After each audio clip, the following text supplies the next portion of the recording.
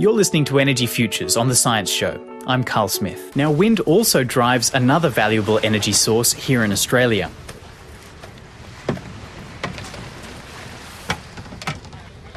Oh, you were listening to me coming in and out of the water. I've been paddling my kayak, my sea kayak, and I've just landed. Dr. Peter Osman, ocean energy specialist from the CSIRO at Shelley Beach in Sydney. You were bobbing up and down on some pretty meagre-looking waves today. It's quite a tame day out at the beach. But those waves are things that interest you because they're full of energy. What kind of energy is that? Well, it's called ocean renewable energy, or more specifically wave energy. And there's enough on the south coast of Australia to supply 5 times our electricity needs. There's a lot of it, 1,300 terawatt hours. What we've got out there, though, today would be barely enough in a metre of wave coming at you to keep a little light-emitting diode going. Hardly that. Just around the corner, there's quite a bit more, because you can always find some wave somewhere. It originally comes from the sun. I mean, the sun creates wind, and the wind blows over vast areas of ocean, thousands of kilometres, and as it blows, it pushes the water and creates a wave movement. And that wave movement is basically up and down, and it transfers its energy from one point on the water to the next point on the water to the next point, and all that energy travels thousands of kilometres and winds up here. Now, Peter, you said that we have, just on the southern coast of Australia, enough to power Australia 5 times over there. But these waves out here that we're looking at, that's not the kind of waves you're saying that we could tap into, is it?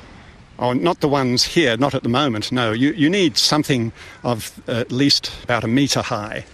But there are all sorts of ways of taking energy out of the ocean. There's all sorts of ways of gathering wave energy, and this is a sheltered area. Well, you wouldn't put a wave energy in a sheltered area, let alone put it in a tourist area. You'd put it somewhere where it was not going to interfere with the environment. You'd put it somewhere where there are decent-sized waves, and that's the south coast is the best candidate. But nobody's really explored the east coast. Nobody's really thought, what could we do along the east coast of Australia? Because they're more complex waves here. But others at CSIRO are working to understand those waves. In fact, they're developing a wave atlas. I'm Mark Heemer from CSIRO Ocean and Atmosphere flagship down in Hobart. I'm leading a project on Australia's wave energy resources, trying to map out where Australia has resources. Of the ocean's various energy sources, waves have emerged as having the greatest potential for generating electricity in Australia. Our concentration on waves really came out through some initial assessment that we did of other ocean energy resources. And in those I include tidal energy and ocean thermal energy, large-scale ocean current energy. And I guess the focus on waves really came out as being that's by far the largest resource for Australia in the ocean. I think it's got to the point where we know that Australia sits on probably the world's most attractive wave energy resource. And he says the fact that the Wave Atlas project has been funded is a sign of good faith towards wave power. So where are the best sites? We know from our initial studies that there's a huge wave resource around the Australian coast. If you look at the wave energy which hits between Geraldton on the West Australian coast and the south coast of Tasmania, the energy that hits that section of coast is about 5 times larger than Australia's total energy usage at the moment. So we know that wave energy is not resource limited, but the specifics of that resource is what we don't know, and that's what this atlas is aimed at. You mentioned the Southern Ocean there, but why is it that Australia has such a huge resource of wave energy? The Australian southern coast being exposed to the Southern Ocean. The Southern Ocean is the region of the strongest winds in the world, the roaring 40s or the furious 50s. So it's in that region that waves are generated from those storms, and then they travel up towards the southern Australian coast before they lose all their energy when they break on our coast. So the idea of wave energy extraction is to be able to harness that energy before it's all lost by breaking at the coast. Where is it that we can look to actually start harnessing some of this energy? One of the most rigorous constraints at the moment for wave energy development is proximity to the power grid. And so at the moment that really defines where wave energy is attractive. And so along the Australian coast there's actually very few areas where the grid is proximal to good resource. Plenty of wave energy, not a lot of great sites to capture it. But how would we go about actually turning any of that bobbing motion into electricity? Mike Ottaviano from Carnegie Wave Energy. I have just come back in from being out offshore in my board shorts and snorkel and goggles, having a look at a large 11-metre diameter steel buoy bobbing up and down off the coast of Garden Island here in Western Australia. And that's Carnegie's first CETO-5 wave energy converter device, which is delivering energy ashore onto Garden Island. The way that we do that is by having a buoy that sits just under the ocean surface, and as the waves come through, they push and pull that buoy up and down. And every time the buoy moves up, that's the power stroke, it pumps a jet of water back through a pipe ashore. Now it's fresh water, it's operating in a closed-loop system. That pulse of fresh water gets sent ashore, hits a turbine, which spins a generator and generates electricity. So onshore, you can think of it like a hydroelectric plant, and offshore is really a wave-driven pumping system. So these giant steel floaties are tethered to the sea floor by a pump, and they sit underwater beyond the breaking waves. The bulk of the wave energy that's available around the world is going to exist in water depths more than 20, 25 metres of water depth, where you don't have so much interaction between the wave itself and the sea floor. As soon as you get into shallower water, you start to lose some of that energy. So Carnegie has gone to where the energy is at its maximum, in the sense it's in deeper water. And as most Australians would know, those of us that hang out at the beach a lot, when a wave comes through, that can be very destructive, and the safest place to be is under the wave. So if you're at the beach and you see a wave coming, you naturally want to dive under that wave. That's exactly what Carnegie's wave device, CETO, does. It sits beneath the ocean surface, so it never sees those destructive breaking waves. Although wave energy technology is still in its infancy, the Carnegie system is emerging as a frontrunner. In 2015, the Garden Island project in Western Australia became the first wave energy farm in the world to connect to an electricity grid. This is genuinely an Australian company leading the world here at the moment, having a system that no one else has been able to deliver to date. But we're really just at the start of the journey still. You know, we will have, by the end of the year, spent $100 million commercialising this technology. And they'll be the hardest $100 million we've ever had to spend, because we've gone from a concept into a proven operating system, and it's now all about scaling it up. And as we scale that up, I think we will slowly convert more and more of the sceptics that are out there at the moment that are saying, well, wave is too hard. Could you tell us about what kind of interest you're having and exactly what kind of scenarios this could be used in? So there's two main markets for a technology like CETO. One is offshore power stations supplying a mainland grid. The other obvious market for what we do are islands, and the more remote an island, the more difficult power and water supply is to those islands, and they're typically supplied from diesel that gets shipped in. We can come to an island and without any aesthetic impact, because we're sitting below the ocean, and without any obvious environmental impact, we can supply them with power in a packaged solution. So we've got a number of discussions going on at the moment with island markets, and we've also have a relationship with a large European power generator, a company called Electricité de France, EDF, who are probably the biggest power generator in the world. While the technology may be suited to some situations, it's still a long way off from competing with other methods of electricity generation in terms of cost. Even long-term projections assume wave energy will remain one of the most expensive options in Australia. We are in a harsh environment. It's energetic, it's wet, which makes it difficult to maintain if you've got a system that requires a lot of hands-on maintenance, and it's salty. From a storm point of view, Carnegie has taken a view that being under the ocean surface is the best place to be, and therefore we're going to come up with a fully submerged technology, which is what we've done.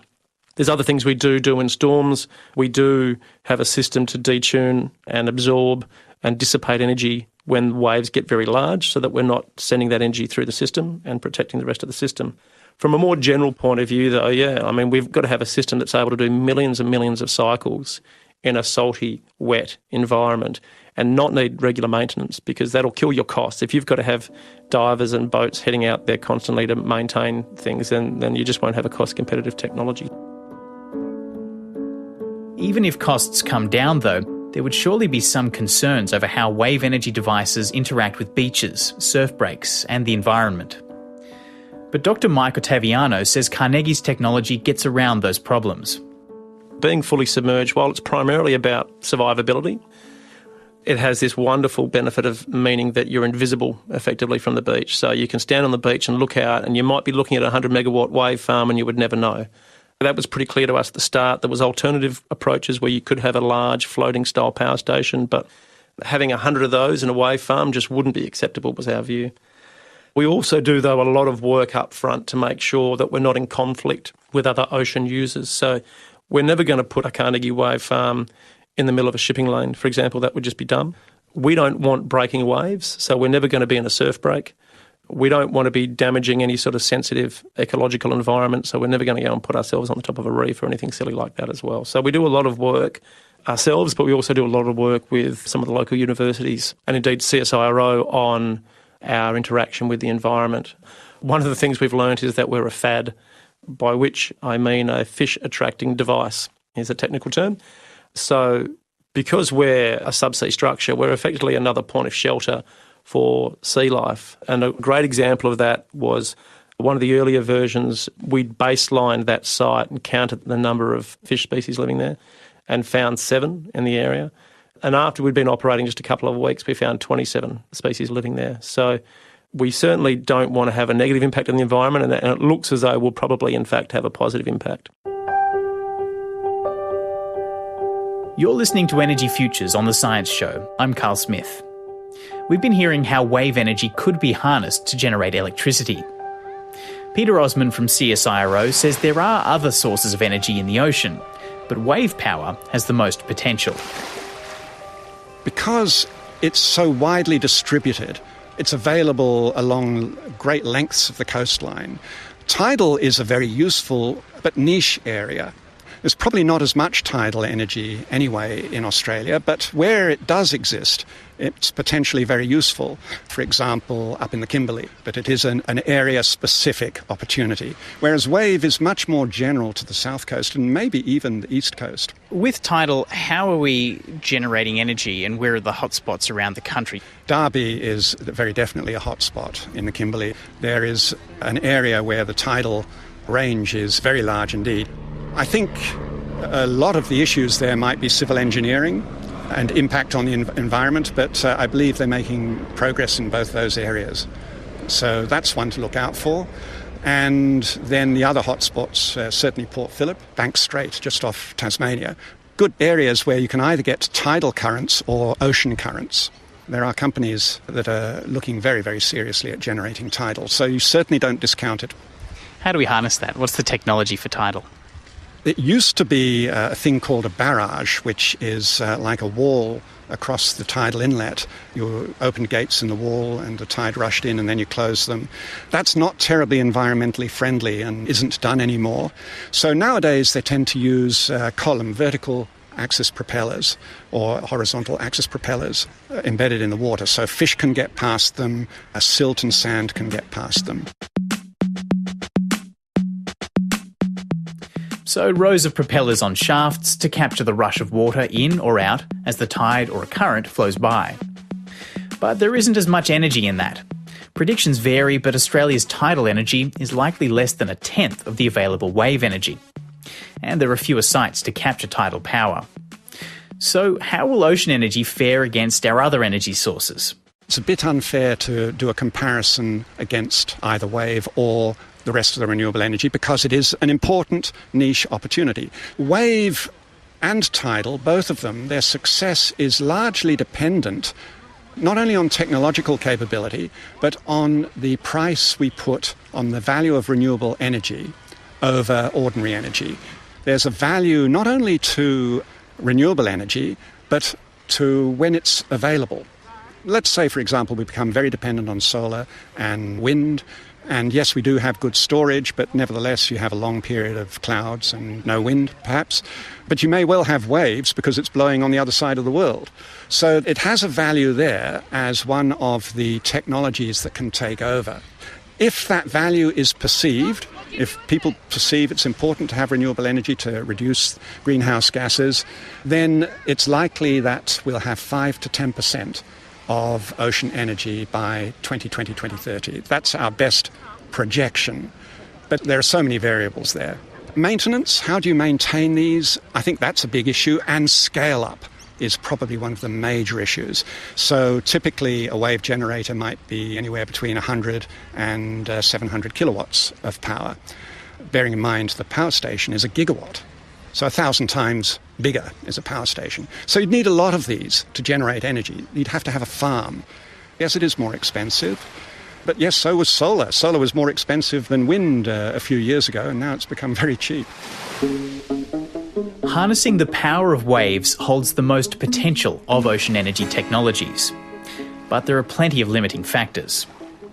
Carl Smith is with the ABC in Adelaide, the Science Show on RN.